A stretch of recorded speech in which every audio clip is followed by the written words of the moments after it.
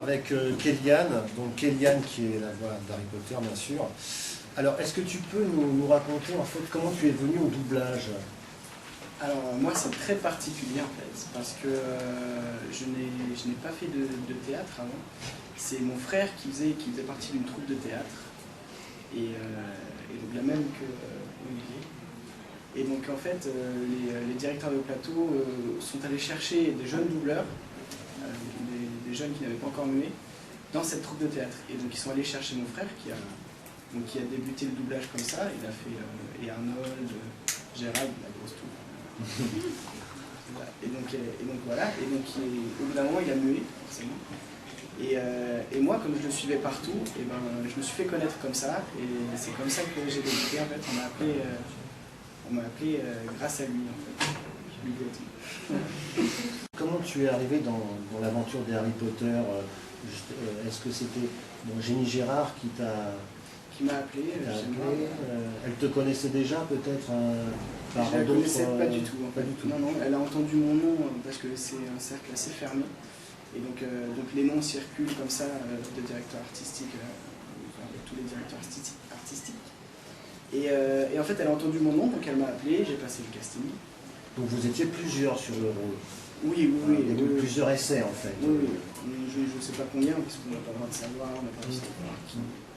Mais on était plusieurs, oui, évidemment. Et donc c'est à ce moment-là que j'ai lu les livres, parce que je ne connaissais pas. J'ai vu que j'avais fait le casting pour Harry Potter, je me suis dit je vais peut-être m'y mettre. Donc j'ai lu, j'ai adoré, et une fois que j'avais lu les livres, c'est après que j'ai su que j'étais pris, et j'étais super heureux. Et en fait, quand tu doubles un film, toi donc qui as le rôle principal, tu mets combien de temps? En général, pour un film comme celui-là, c'est 2 semaines, 2 bonnes semaines même. Enfin, travailler tous les jours? Voilà, tous les jours pratiquement. Mais il faut savoir que pour un film comme Harry Potter, donc ça dure 2 semaines, mais un téléfilm qui dure le même temps, on peut le faire en 2 jours. Il faut savoir qu'à Harry Potter, on a le temps de travailler dessus, et c'est très agréable parce qu'on peut justement refaire 30 fois la scène, même si des fois c'est un peu saoulant. Mais on peut la refaire, et on peut peaufiner les détails et tout, ce qu'on ne peut pas faire forcément dans d'autres films. Et quand tu donc doubles, est-ce que tu t'inspires de la version originale? Tu écoutes la VO?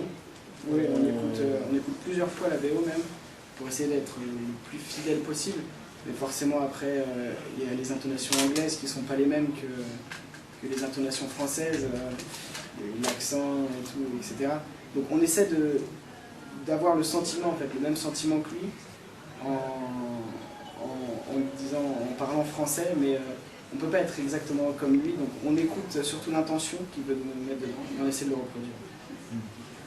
Et donc là, c'est là que Jenny t'aide, voilà, pour les scènes, à les jouer d'une certaine façon. Voilà, c'est le travail de Jenny à ce moment.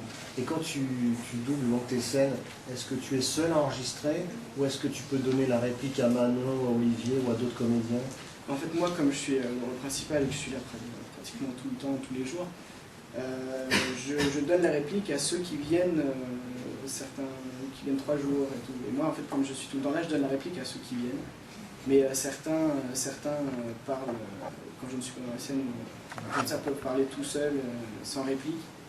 Et c'est un peu plus compliqué, mais on ne peut pas faire venir tout le monde, c'est impossible. Et donc évidemment, quand vous êtes à 2, enfin derrière la barre, comme on dit, s'il y en a un des deux qui se trompe, il faut recommencer les scènes de l'un et l'autre, quoi. Ça, forcément. Et ça peut arriver de toute façon. Oui, ça arrive très souvent. Ça arrive très souvent, mais en plus, il y a une bonne ambiance, donc peut-être que ça rallonge encore la maturité. Et est-ce que tu as déjà rencontré Daniel Radcliffe? Daniel Radcliffe est venu pour le 4e, je crois.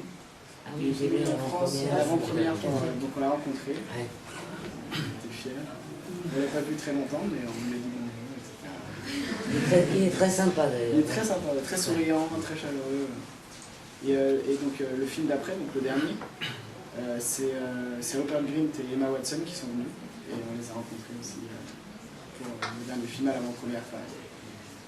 Et quand tu joues donc, le rôle d'Harry Potter, est-ce que tu le joues enfin, avec forcément ta voix au naturel, ou tu prends une certaine intonation, enfin c'est en fonction des scènes bien sûr, mais enfin, ta voix n'est pas modifiée par l'ingénieur du son? Non, par l'ingénieur du son, non. Mais moi, enfin, il y a des dilemmes un peu qui se font parce que l'acteur a 19 ans, non, et Harry Potter dans le film a 15 ans par exemple dans le dernier.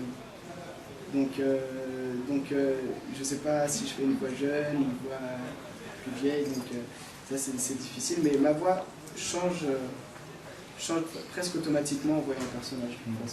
Par rapport à la gravité de la scène et tout, c'est vraiment la même voix, c'est les mêmes intonations, mais la voix change très souvent. Parmi les Harry Potter, en fait, est-ce qu'il y a un de ces films-là que tu aimes le plus, ou est-ce qui a été le plus difficile à doubler?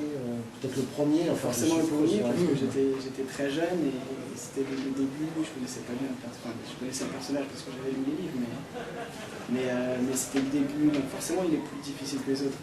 Mais après voilà, je les aime tous et je m'éclate tous à les faire. Alors, est-ce que le métier de comédien, c'est quelque chose que tu veux continuer, ou est-ce que comme tu es encore à un âge assez jeune, te diriger vers une autre branche, enfin... En fait, j'aimerais bien continuer, mais ce métier me fait très peur, étant donné qu'il n'y a pas énormément de place, et du jour au lendemain on peut se retrouver sans travail. Donc je vais essayer de continuer dedans, mais je continue à côté mes études, et pour être sûr d'avoir un bagage, pour être sûr de pouvoir m'en sortir si jamais ça s'arrête du jour au lendemain. Écoute, on te remercie, on peut l'applaudir, t'es bien.